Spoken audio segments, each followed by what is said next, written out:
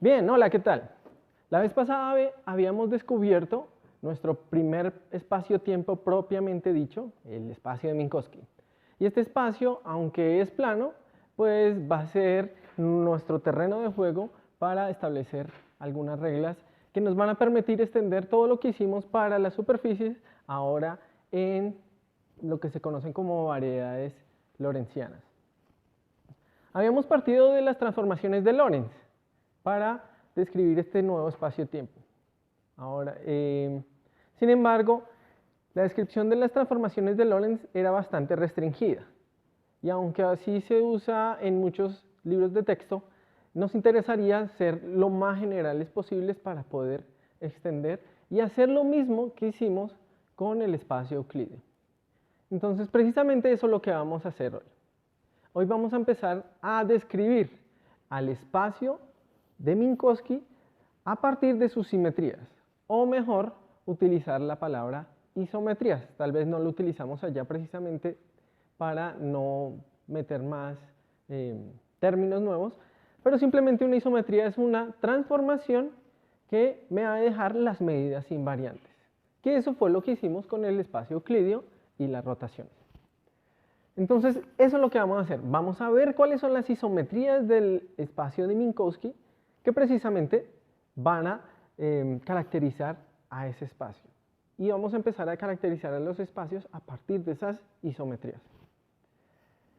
O sea que vamos a buscar una transformación lineal entre los elementos de Minkowski que me lleven a un nuevo elemento, pero, entonces aquí estoy escribiendo cómo es el nuevo elemento. Vamos a escribir aquí las transformaciones. Con rotaciones lo llamábamos un R. Aquí lo voy a llamar un lambda mayúsculo. Entonces, esta va a ser la transformación. Entonces, partimos de un original y vamos a uno que voy a llamar primado.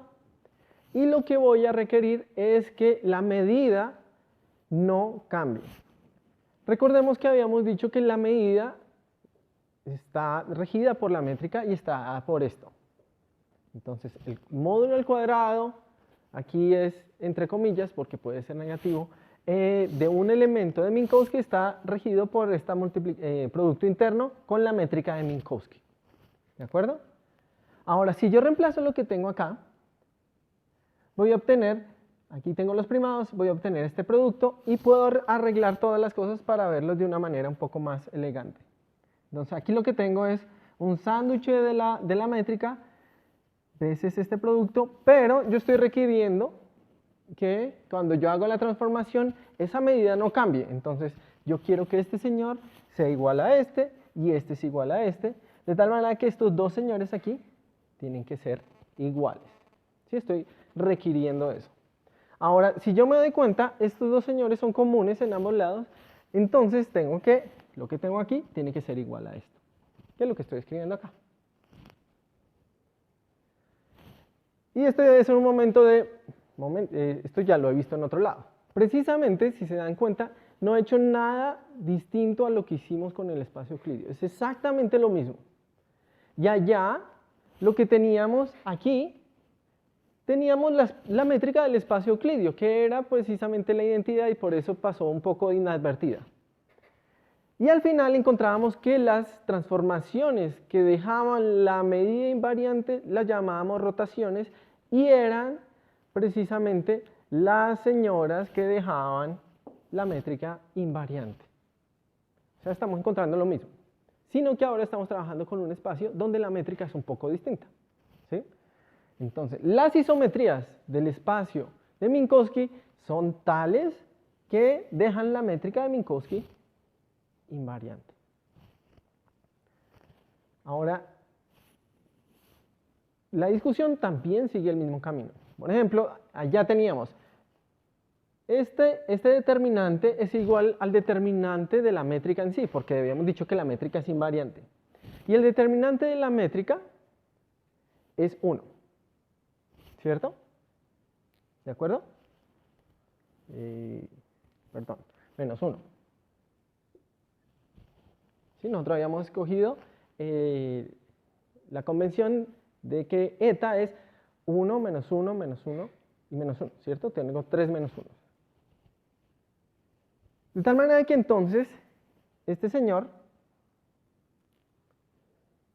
¿sí? Este señor tiene que tener determinante más o menos 1. Nuevamente, o sea, estamos encontrando exactamente lo mismo que encontrábamos allá con las isometrías del espacio euclídeo.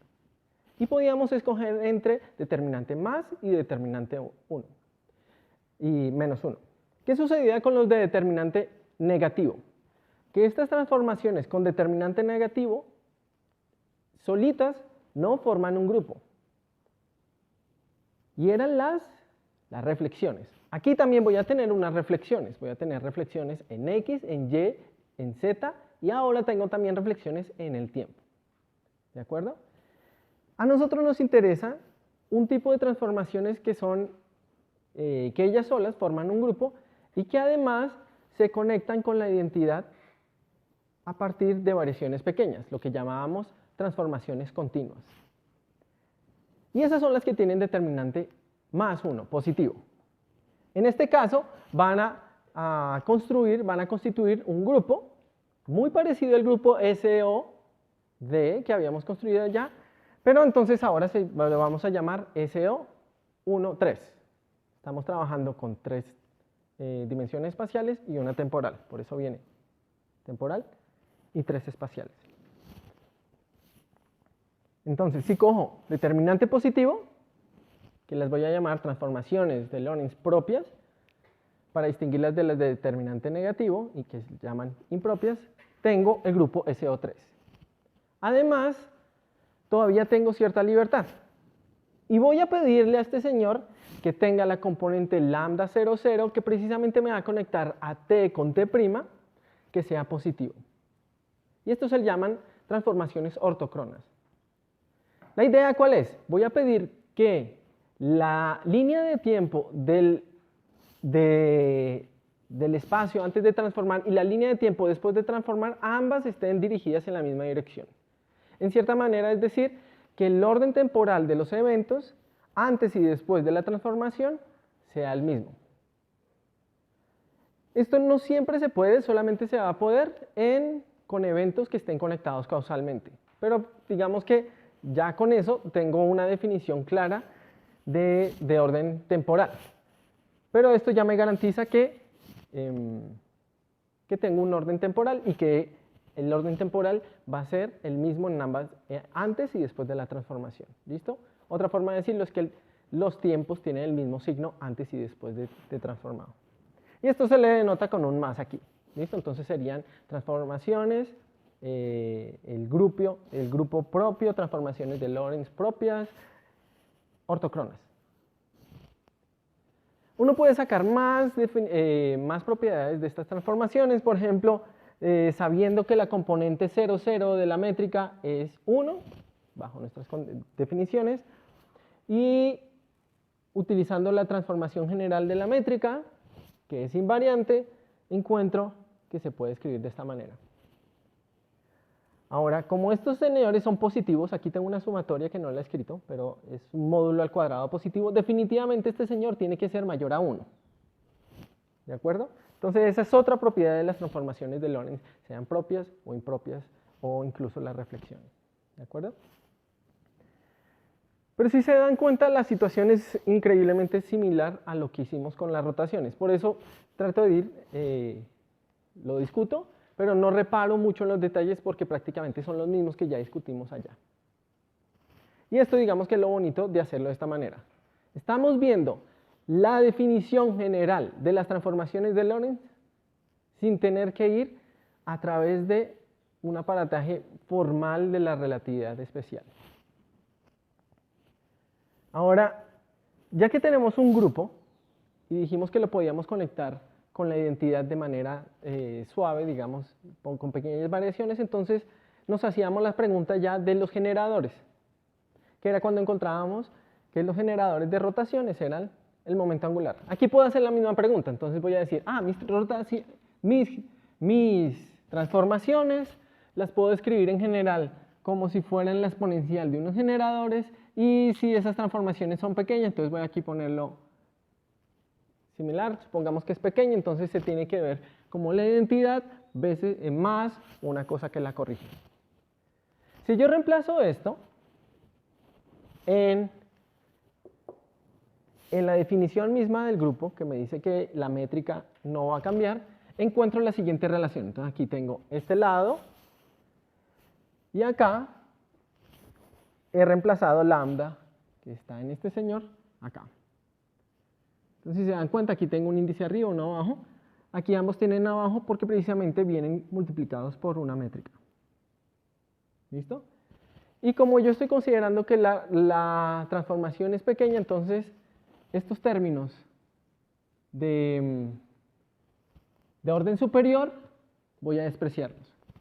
Ahora yo quiero que este lado sea idéntico a este lado. O sea que este señor tiene que necesariamente ser la métrica. Es simplemente pedir que la métrica no transforme. De ahí deducimos entonces que este pedazo, que es el que me está sobrando, tiene que irse. O sea, que estos se van a cancelar entre ellos. Y otra forma de decirlo es que esas matrices que están apareciendo aquí sean antisimétricas. O sea, estoy encontrando que el conjunto de generadores del grupo SO3,1, también le llaman grupo de Lorentz, tienen que ser antisimétricos. Pero otra vez, estoy yendo un poco rápido, lo sé, pero es que, si se dan cuenta, la discusión es prácticamente la misma que ya hicimos con el grupo SOD, el grupo de rotaciones. En este caso, el grupo SO4, que estamos trabajando con tres espaciales y una temporal.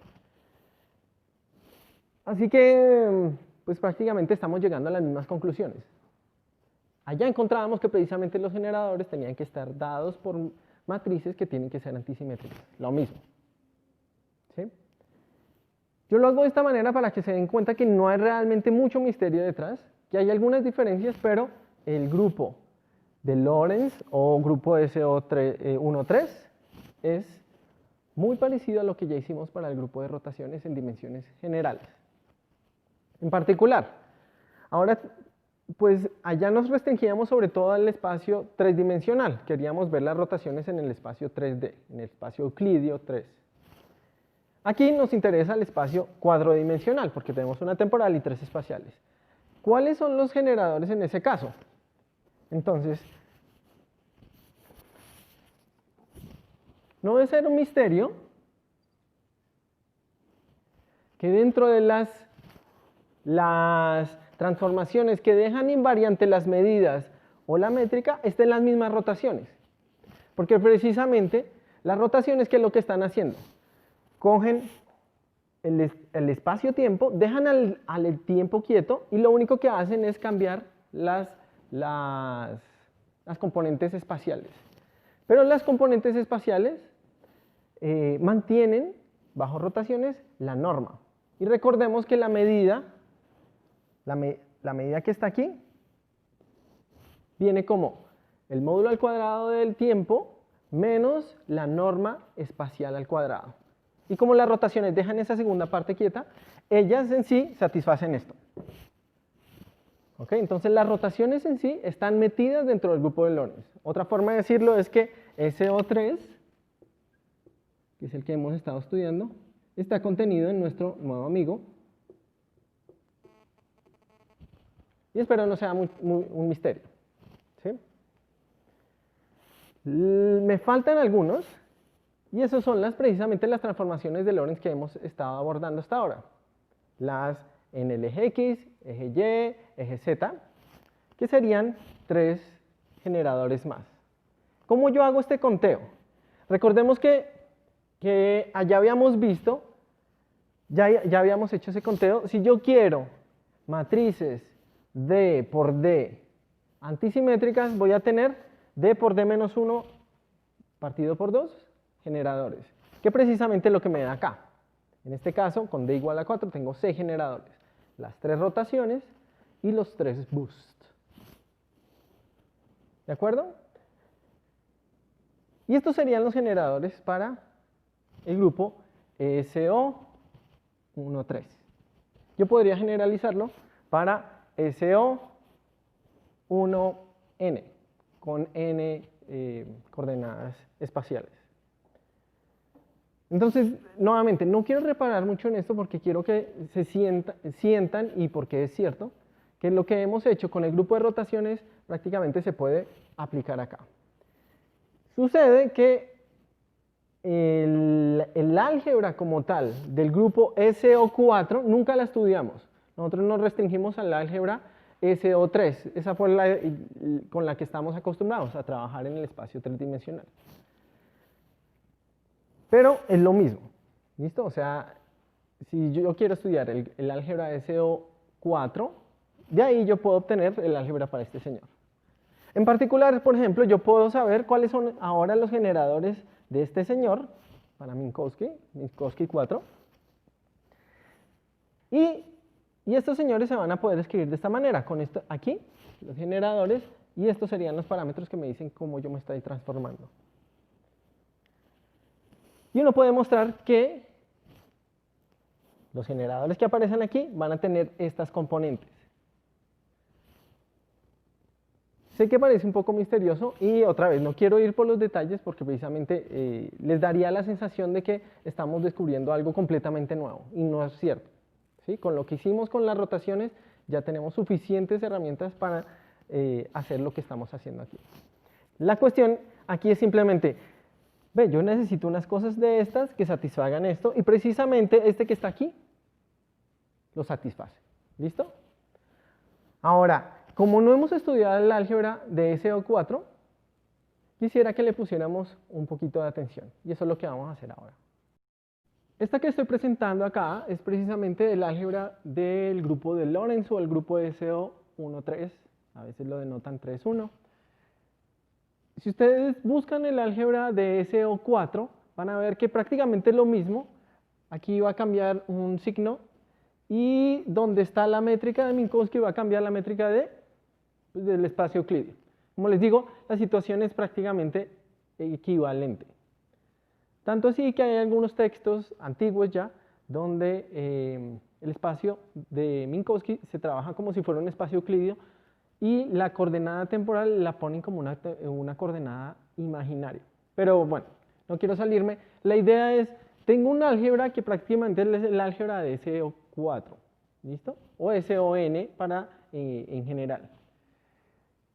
Si yo quiero darme cuenta que efectivamente estoy hablando de precisamente lo mismo, puedo ver que hay una representación de esta álgebra que nos clarifica completamente esto.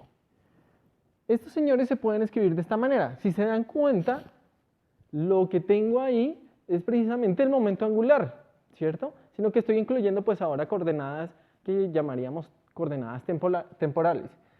Aún así, es el momento angular y sabemos que el momento angular son las representaciones o son los generadores de SON. Sin embargo, aquí he incluido un término extra, que no voy a ahondar en su significado, pero trae información del hecho que no solamente puedo tener momento angular orbital, sino también puedo tener momento angular de spin. ¿Okay? Y de hecho, en mecánica relativista, más precisamente en mecánica cuántica relativista, el spin aparece como una cosa intrínseca. No puedo perderme de descubrirla, en cambio, en mecánica cuántica no relativista, el spin viene como una añadidura. Ahora, esa representación así como está, pues muy bonita y todo, pero no nos está dando información tangible sobre lo que nosotros estamos construyendo. Y eso es lo que yo quisiera que ahorita nos fijáramos. Para entender esa información física de lo que está sucediendo y lo que hace cada uno de los generadores del grupo, déjenme definir estos dos señores, el J y el K. Entonces, estos nuevos generadores, si se dan cuenta, son combinaciones lineales de los M. ¿Ok? Este señor, este tensor de ahí es el tensor de Levi-Civita, antisimétrico en sus índices. Aquí hay una sumatoria sobre J y K. Y aquí entonces estoy tomando solamente las componentes 0 y. ¿Ok? Entonces recuerden de que I, J, K corren solamente entre 1, 2 y 3, o sea, las componentes espaciales de, mis generadores. Entonces, si yo defino estos nuevos operadores, tengo que ellos van a satisfacer en sí un álgebra. ¿Qué es lo que tengo que hacer? Tengo que hacer simplemente pues, la relación de conmutación o los conmutadores entre ellos. ¿Qué vemos acá? Aquí estamos viendo precisamente el álgebra de SO3. O sea, estamos redescubriendo lo que acabé de advertir, que era que SO3 estaba contenido en el grupo de Lorentz. Precisamente, cuando yo defino a estos señores, estoy definiendo al momento angular orbital. ¿Listo? O en general, pues, va a tener esta componente de spin. Entonces estamos viendo que efectivamente el álgebra de SO3 está contenida dentro del álgebra del grupo de Lorentz y me está diciendo que las rotaciones en sí también son transformaciones de Lorentz, propiamente dichas.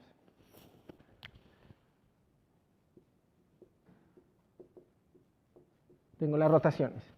Para la relación que tengo acá, me está dando cuenta que los nuevos generadores que estoy utilizando acá, que de hecho son los boost, los que me dicen cómo se traducen las cosas de un sistema de referencia a otro que se mueven con velocidades relativas, ellos en sí no forman un grupo, porque aquí lo que estamos viendo es que el álgebra no se cierra. O sea, si yo hago una acción de ellos dos, obtengo otra cosa distinta.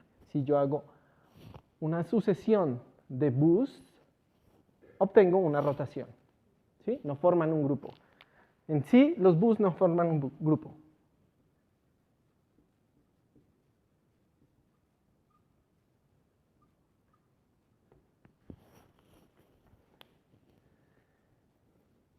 Y aquí estamos viendo al final qué es lo que sucede cuando hago unas rotaciones y seguidillas de rotaciones con boost. Y al final se pueden traducir como un boost completo. ¿Listo? La idea, ¿cuál es? Cuando yo defino esto, identifico parte por parte las acciones de los generadores. Por un lado tengo las rotaciones, como les había indicado anteriormente, y por el otro tengo los boosts. ¿Ok? Sin embargo, los boosts no generan un grupo en sí, pero las rotaciones sí. ¿De acuerdo? Déjenme, ya que estamos identificando los generadores de las transformaciones de Lorentz comunes que uno está hablando, pues escribámoslas explícitamente. Entonces, teniendo esto y la expresión que les había mostrado para las m, sabiendo que son antisimétricas, puedo escribir de esta manera los Ks.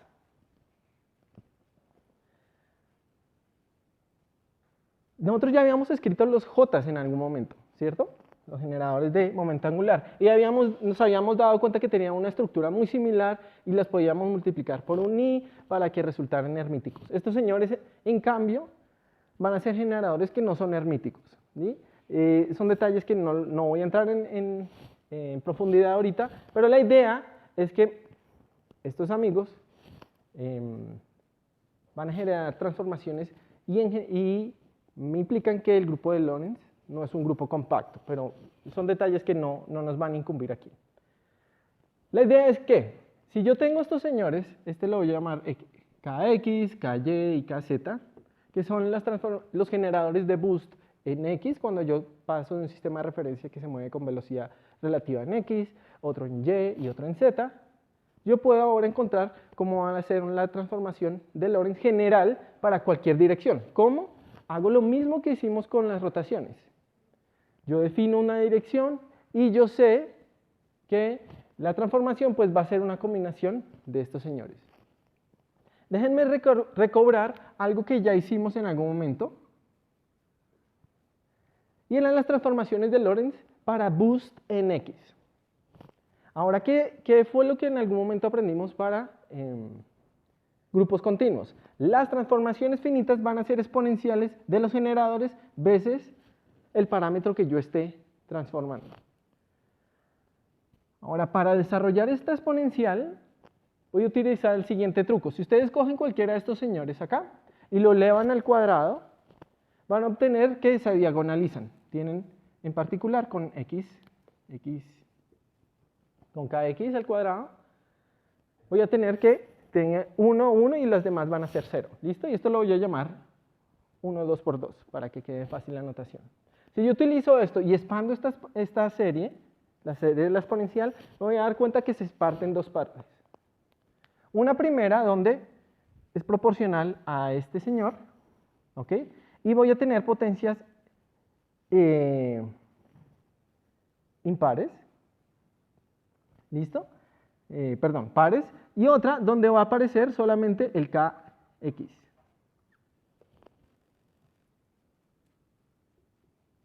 ¿Qué es lo que está sucediendo? Entonces, las potencias pares van a ser proporcionales a esta y las potencias impares siempre me van a dar proporcionales al kx. Porque cuando yo vuelva y lo multiplique, voy a tener un kx por ahí. Ahora, estas series que tengo aquí son precisamente las series del coseno y del seno hiperbólico. De tal manera que todo este señor que está acá se puede escribir de esta manera. Y esa es la transformación de Lorentz para un boost con velocidades relativas en x. ¿Listo? Estoy suponiendo nuevamente que los ejes x y x' están apuntando en la misma dirección. Ahora, pero eso ya lo habíamos hecho antes, así que tiene que darme exactamente lo mismo. En particular, aquí ya vemos que esto me está diciendo que z y y' van a ser las mismas z y y en el sistema de referencia inicial. Para x y t, tengo mezclas de ellos.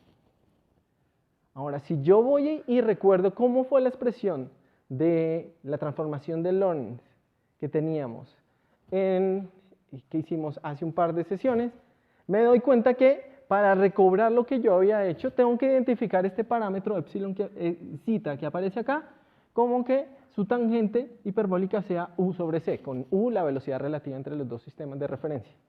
En particular, el coseno tiene que ser el gamma, el famoso gamma de las transformaciones de Lorentz. Entonces, con esto, ¿qué es lo que quiero que nos llevemos en mente? Estamos descubriendo un nuevo grupo, el grupo de Lorentz o el grupo SO13. Sin embargo, ese grupo tiene muchas similitudes y hereda muchas de las cosas que ya aprendimos para el grupo SOD en general.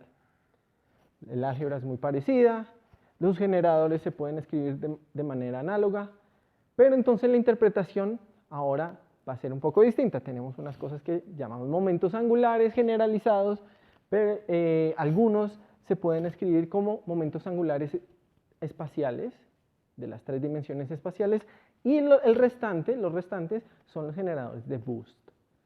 Si yo quiero entonces escribir la transformación de Lorentz para una arbitraria en cualquier eje, lo único que tengo que hacer es lo mismo que hacíamos con una rotación en un eje arbitrario. Tengo que poner una exponencial y aquí poner el parámetro y el vector hacia el cual yo quiero hacer la transformación de Lorentz. Pero eso ya es, digamos, un problema matemático. Quiero que se lleven esa impresión, que no estamos, digamos, haciendo nada increíblemente nuevo. Estamos simplemente utilizando algo que ya hicimos para un grupo que va a ser de mucha utilidad para nosotros. Ahora, ya que tenemos esto, hay que pensar entonces en qué son los tensores. Y eso es lo que vamos a discutir la próxima vez para ahondar y cerrar un poco esta discusión sobre el espacio de Minkowski. Entonces, nos vemos la próxima oportunidad. Gracias.